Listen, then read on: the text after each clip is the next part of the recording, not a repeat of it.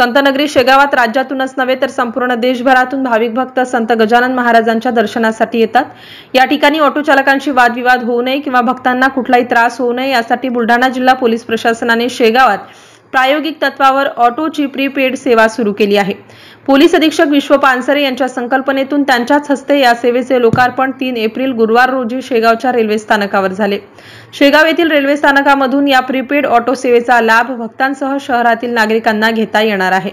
Railway station ते संत गजानन महाराज मंदिर प्रति व्यक्ती 10 रुपये तर आनंदसागर व शहरातील इतर ठिकाणी 20 रुपयाचे दर ठेवण्यात आले आहेत। शेगावातील ही सेवा प्रायोगिक तत्वावर असून हा उपक्रम जिल्ह्यातील इतर शहरांमध्येही राबविला जाणार असल्याची माहिती जिल्हा पोलीस अधीक्षक विश्व पानसरे यांनी आपल्या भाषणातून दिली। या कार्यक्रमाला अप्पर पोलीस अधीक्षक श्रेणिक लोढा, शेगावचे ठाणेदार नितीन पाटील, पोलीस सहाय्यक निरीक्षक सोनटक्के यांनीही ऑटो चालकांना मार्गदर्शन केले। ऑटो प्रीपेड सेवेचा लाभ भाविकांसह प्रवाशांनी घ्यावा असे आवाहन पोलीस अधीक्षक विश्व पानसरे यांनी केले आहे। MCN न्यूज मराठीकरिता शेगाववरून रवी शेगोकार।